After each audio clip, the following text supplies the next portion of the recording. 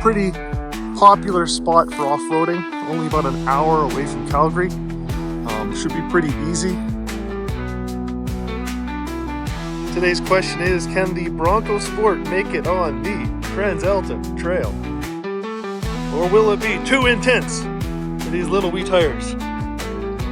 Normally ride these at about 40 psi and aired down to 28 today.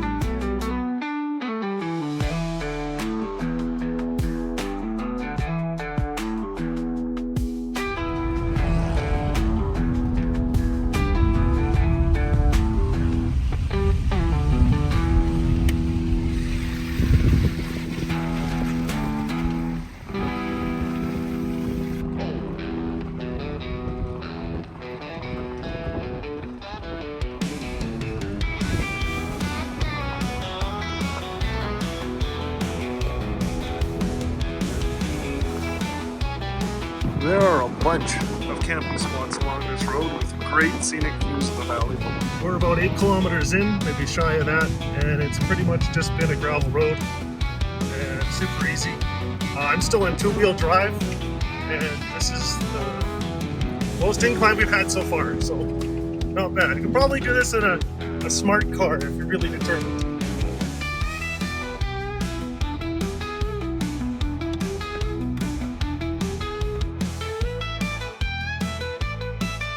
Drove into Calgary last night and caught tickets to the Jets versus Flames hockey game at the Scotiabank Saddledome. It was a fun game to watch, pretty close for most of the match up until the last period.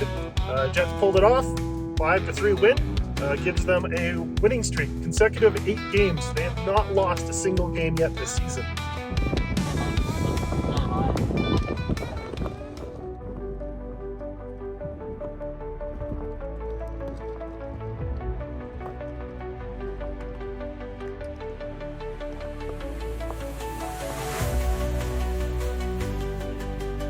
It is darn windy out here.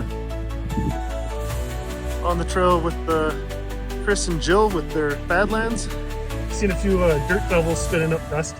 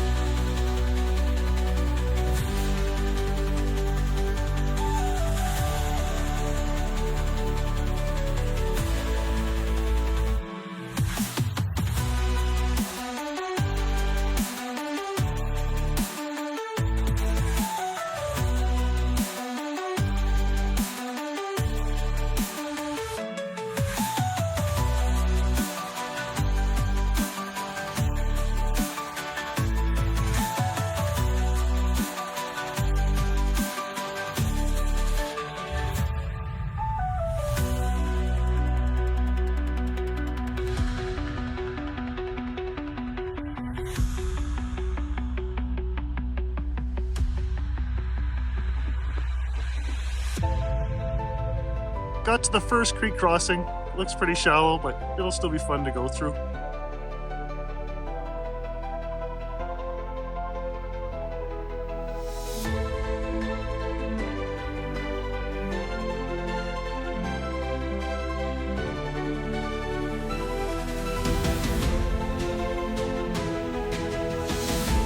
Well, it started to drizzle a little bit out here, so we brought down the drone. Don't want it to get too wet. Looks like this is some sort of old abandoned dam. Well, that pressure treated stuff looks still pretty good. This stuff's burnt down here. Rain's coming in through the mountains. We're out of the creek bed and we're back in the forest.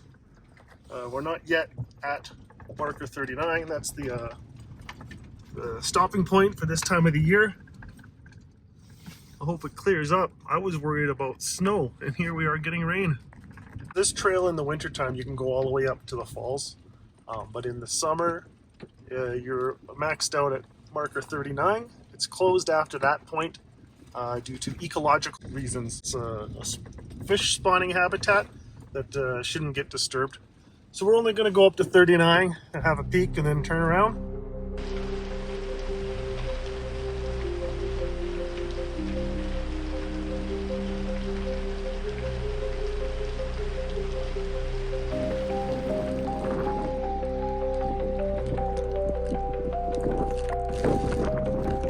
We're going to try heading south now. Go back a bit and then try the Devil's Gap Trail. So after the creek bed in this forest area, it does get a little bit rockier, but still nothing too technical. So we're coming back across the creek.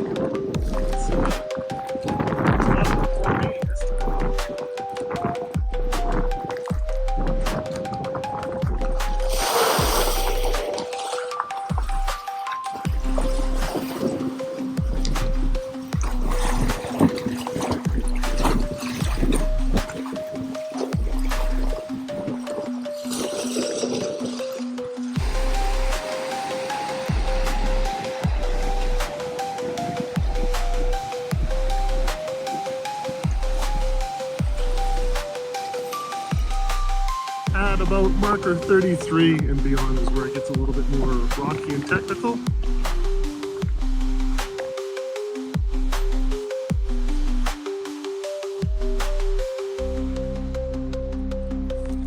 Hi, Ruby. Having fun? Oh yeah, oh yeah, oh yeah.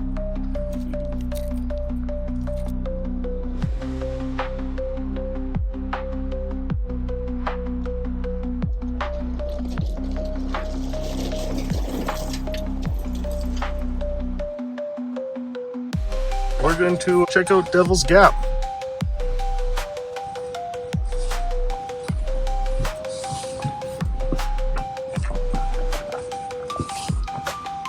It's a bit muddier, and we haven't bottomed out yet, which is nice.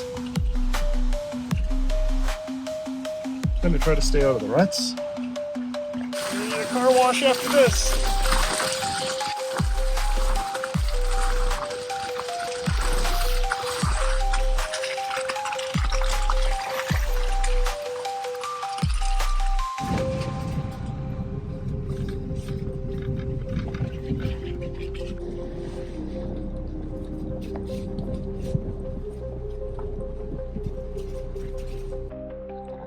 And we are at the parking lot of Devil's Gap.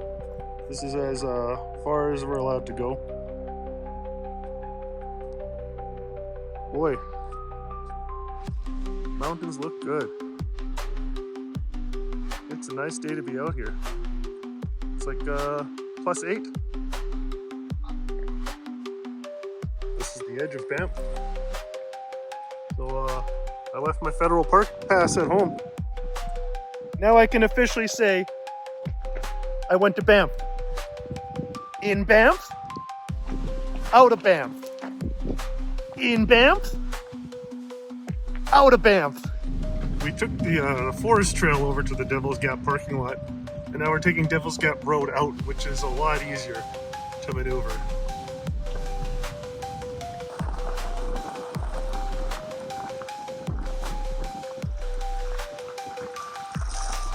Well, I took the wrong turn. It's getting to be a bit of a narrow bush trail, and I don't want to scratch the one is Bronco Sport named Ripley. I don't want to scratch her good, so we turned around and we're going to go back to the nice, wide, easy road. Let's see if we can do this, eh?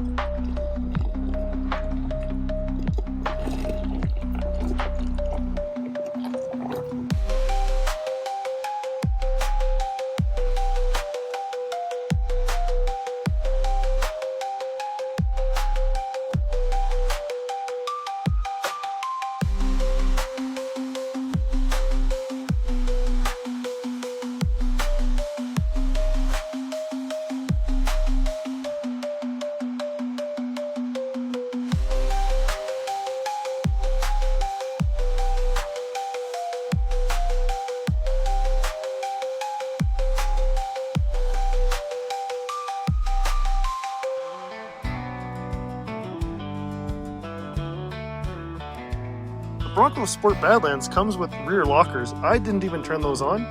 I used four-wheel drive just a little bit, but it seems to have turned itself off every time I turn off the vehicle, or it's parked for an extended period of time.